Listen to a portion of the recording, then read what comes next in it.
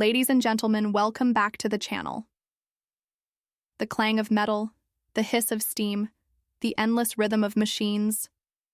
This was the soundtrack of the early industrial age. Inside the factories, men, women, and even children labored for 12, sometimes 14 hours a day, 6 days a week. Safety was an afterthought, wages were meager, and injuries were routine. In coal mines, steel mills, and textile plants, the workers were seen as just another part of the machine, expendable and easily replaced. It was a time of booming profits for a few and grinding misery for the many. But this story isn't just one of exploitation, it's one of resistance. As the industrial machine grew louder, so too did the voices of those it tried to silence. Ordinary workers began to organize, realizing that their power didn't come from wealth or status, but from their numbers and unity. It was dangerous to speak up. People were fired, blacklisted, and even attacked. But the movement couldn't be stopped. Strikes erupted across the country, sometimes peaceful, often violent, always passionate. These weren't just labor disputes. They were battles over the soul of the American dream. In this video, we're diving into the rise of labor unions, their earliest days, their greatest victories, and the clashes that defined them. From the Haymarket Affair to the Pullman strike, from child labor laws to the 8-hour workday, we'll explore how these movements forced change in a system that was never designed to listen. And we'll trace how their legacy still shapes the world we live in today, how every paycheck, break period, and safety regulation is rooted in the blood, sweat, and solidarity of those who fought before. So buckle in, because this isn't just the story of labor, it's the story of how people took on power itself, and sometimes won. The labor movement didn't begin with a plan or a leader. It began with pain. As the Industrial Revolution swept across the 18th and 19th centuries, it reshaped the way humans worked. In place of fields and handcraft came vast, smoke-belching factories filled with dangerous machinery and endless shifts. Work moved out of the home and into mills and mines, where the rhythm of life was no longer set by the sun, but by the whistle of the factory bell. For the first time in history, entire populations depended not on what they produced themselves, but on wages earned from labor controlled by someone else. This was more than just economic change. It was a rupture in how people understood their place in the world. Farmers who once worked their own land now became wage laborers, clocking in and out under strict supervision. Families who once worked together were split, men into factories, women and children into textile mills or domestic service.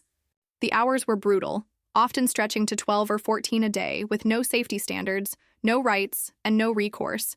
Injuries were frequent. Deaths weren't rare. And if you couldn't work, you didn't eat. Resistance started almost as soon as the machines did. In Britain, the Luddites became infamous for smashing textile machines they believed were taking their jobs, a desperate attempt to reclaim a livelihood that was vanishing before their eyes. They weren't anti-progress. They were anti-despair. Across the Atlantic in early America, the seeds of protest took root as well. In the 1820s and 1830s, young women in Lowell, Massachusetts, some of the first industrial workers in the U.S., organized to demand shorter hours and better conditions. Their turnouts were among the earliest strikes in American history. These early efforts were scattered and often short-lived, but they revealed a growing awareness among workers. The industrial economy had created a new kind of society, one sharply divided by class. At the top were the owners, industrialists who amassed vast fortunes. At the bottom were the laborers, people with no control over the work they did, the hours they kept, or the risks they faced. This wasn't just a shift in work. It was the birth of a new class structure, and with it, the slow emergence of a movement that would redefine the rights of workers everywhere. As factories grew larger and the labor force more concentrated, that resistance began to organize. These early sparks would soon become flames, fueled by shared struggle, the hope of solidarity, and the belief that even the most powerful machines could be challenged by the power of human voices, united. As industrialization intensified, so too did the desperation of the working class. But desperation soon gave way to determination. What began as scattered protests and strikes slowly evolved into something more powerful: organized labor. Workers across industries began to understand that while one voice could be silenced, thousands could not. Out of this realization came the formation of the first labor unions in the United States, early movements that would lay the groundwork for collective power. One of the first nationwide attempts to unite workers was the National Labor Union, founded in 1866. It brought together skilled and unskilled laborers, farmers, and reformers under one banner, hoping to use political influence to improve workers' lives. Their most ambitious and enduring demand was for an 8-hour workday, an idea that seemed radical at the time, but would eventually become standard. Though the NLU faded after a few short years, it set an important precedent. Labor could be a political force. Soon after, the Knights of Labor emerged. Founded as a secret society in the late 1860s, the Knights expanded rapidly under the leadership of Terence Powderly. Unlike other unions of the time, the Knights were inclusive, welcoming skilled and unskilled workers, women, and even Black Americans at a time when many organizations were deeply segregated. Their goals were sweeping, not just better pay and safer conditions, but the transformation of society itself. They advocated for the abolition of child labor, equal pay for women, and the cooperative ownership of industry. Powderly, a former machinist and mayor, envisioned a peaceful revolution in labor, a movement based on education, nonviolence, and solidarity. The tactics of these early unions varied. Petitions and peaceful protests were common, as were mass meetings and the use of printed pamphlets to spread their message. When necessary, they turned to strikes and collective bargaining, where representatives would negotiate directly with employers for better terms. Sometimes they succeeded. More often, they faced fierce resistance, firings, blacklists, violence, and state intervention. One of the most charismatic figures to emerge from this era was Eugene V. Debs. Originally a railroad worker, Debs would become a passionate advocate for industrial unionism, which aimed to unite all workers in an industry, regardless of skill level. He helped found the American Railway Union and later the Industrial Workers of the World, both of which aimed to challenge the unchecked power of the railroad barons and corporate elites. Debs believed deeply in democracy, not just in politics, but in the workplace, and saw labor as the force that could bring true equality to the nation. These early unions weren't perfect. They sometimes fractured along racial, gender, and skill-based lines, but they represented a fundamental shift in worker consciousness, from isolated struggle to organized resistance. They planted the seeds of a movement that would demand not just better wages or shorter hours, but a more just and humane vision of society. The factory floor had become a battlefield, and the workers were learning to fight, not with fists alone, but with strategy, unity, and unshakable purpose. By the late 19th century, the labor movement was no longer in its infancy. It was a growing force, and with that growth came confrontation. As workers became more organized and vocal, employers responded with equal, often brutal force. Some of the most pivotal moments in American labor history were not negotiations in boardrooms, but battles in the streets, moments when the struggle between capital and labor exploded into open rebellion. The Haymarket Affair of 1886 began as a peaceful demonstration in Chicago, part of a broader campaign for the 8-hour workday. Workers from all backgrounds gathered in Haymarket Square, rallying for justice and dignity. But as the crowd began to disperse, someone, unidentified to this day, threw a bomb at the police. Chaos erupted. Shots were fired. When the dust settled, 7 policemen and at least 4 civilians were dead. What followed was a wave of repression. 8 anarchists, some with little to no connection to the bombing, were arrested and put on trial. 4 were executed. The media labeled the entire labor movement as dangerous and radical, and public support wavered. The Haymarket Affair didn't kill the movement, but it left a deep scar and marked a turning point in how the nation viewed labor activism, often associating it with violence and extremism. Just a few years later, another dramatic showdown unfolded at the Homestead Steel Works in Pennsylvania. In 1892, workers at Andrew Carnegie's mill, frustrated by wage cuts and harsh conditions, stood up to management. But Carnegie had handed the reins to Henry Clay Frick, a man known for his hardline tactics. Frick brought in 300 armed Pinkerton agents to break the strike and secure the plant. The result was a violent battle. Gunfire on the riverbanks, workers clashing with mercenaries. Several were killed, and the strike collapsed under pressure. Carnegie, who had once presented himself as a champion of the working man, was seen in a new light, as a symbol of corporate power crushing labor with force. Then came the Pullman Strike of 1894, perhaps the most sweeping labor action of the era. It began in the company town of Pullman, Illinois, where workers lived in housing owned by the Pullman Company. When wages were slashed but rents remained high, workers protested. Led by Eugene V. Debs and the American Railway Union, the strike quickly escalated. Railroad workers across the country refused to handle any trains with Pullman cars, paralyzing rail traffic nationwide. The federal government, under President Grover Cleveland, intervened, not on behalf of the workers but the railroads. Troops were sent in to break the strike. Riots broke out. Dozens were killed. Debs was arrested. The message was clear. When labor clashed with capital, the government often sided with the latter. These strikes were more than just workplace disputes. They were social upheavals. They challenged not only wages and hours, but the very balance of power in American society. And in each case, the corporate response was swift and ruthless. Companies used every tool available: private armies, mainstream newspapers, government, troops, and legal injunctions to paint labor as radical and dangerous.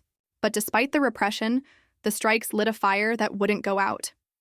They exposed the harsh realities of industrial capitalism and showed the world that workers were willing to risk everything for dignity, fairness, and a voice in their own lives. Out of the bloodshed and turmoil of strikes, the labor movement began to push its influence beyond the factory floor and into the halls of government.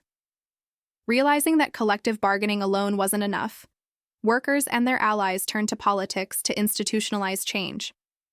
And while the path was long and filled with resistance, they began to win real, lasting victories that would transform the American workplace. One early symbolic victory came in 1894, in the aftermath of the violent Pullman strike. In an effort to appease a furious working class and calm growing unrest, Congress quickly passed legislation making Labor Day a national holiday. It was a gesture, largely political, aimed at soothing tensions, but it marked a recognition that labor was becoming a force that could no longer be ignored. Still, for decades after, little concrete legislation followed. It wasn't until the 20th century that real change began to take shape.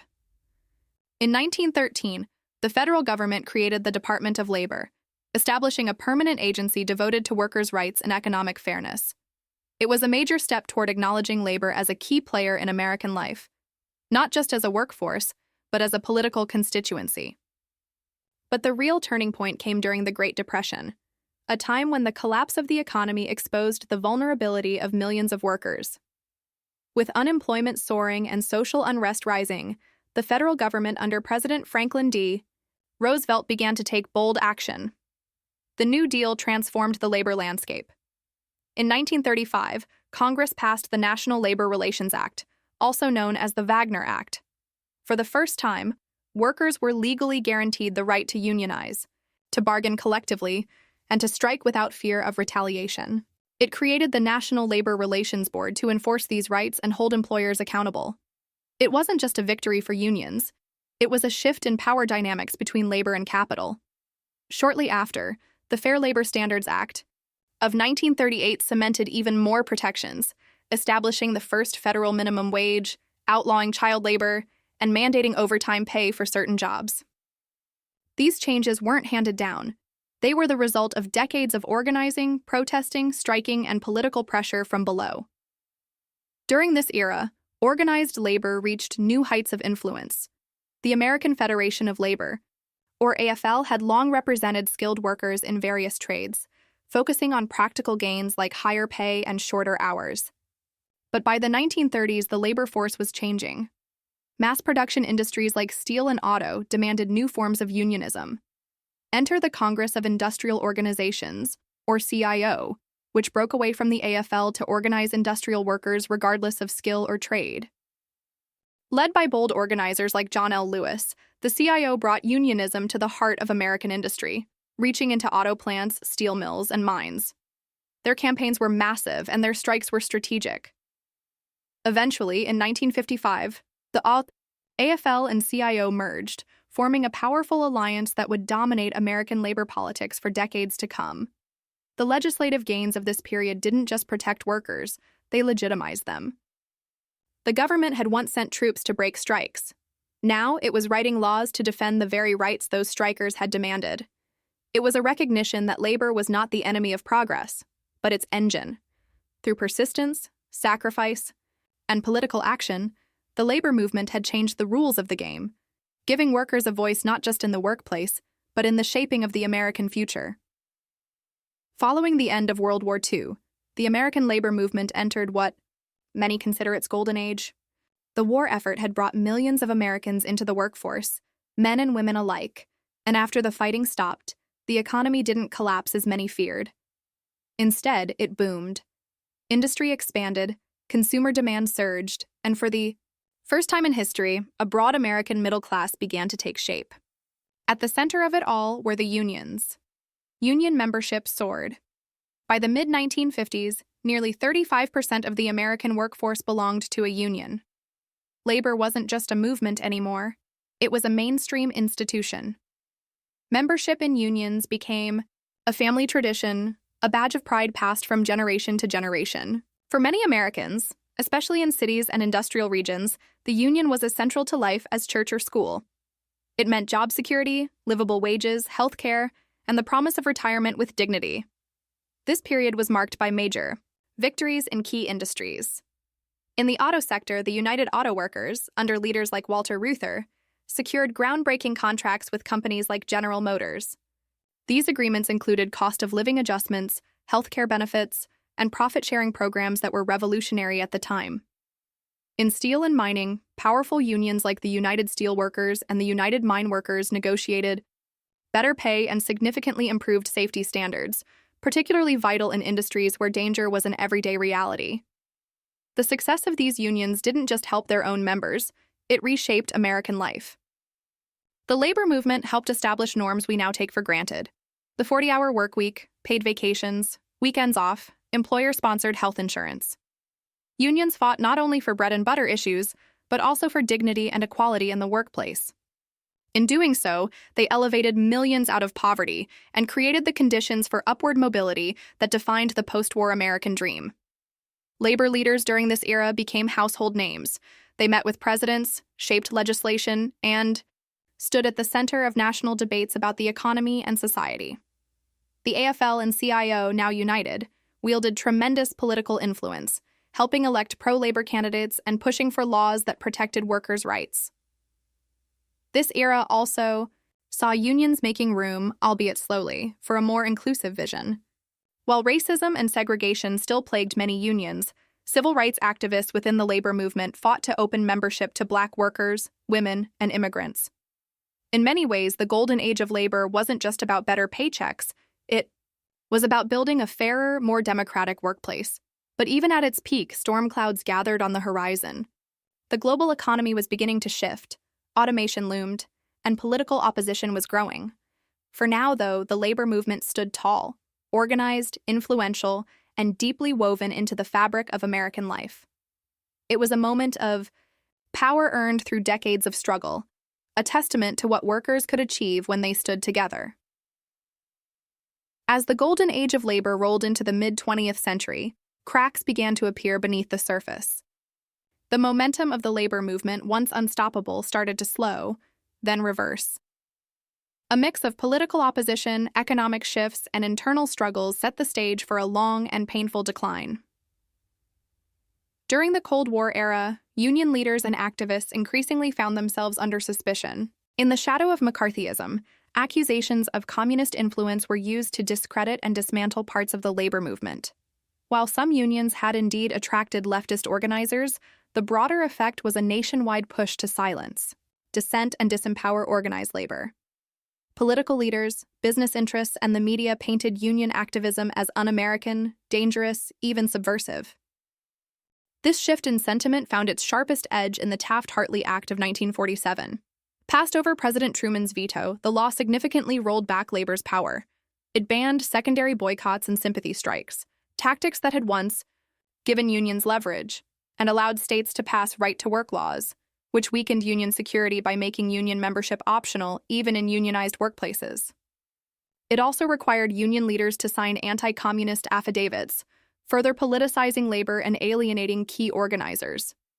Taft-Hartley didn't destroy unions overnight, but it put them on the defensive for the first time in decades.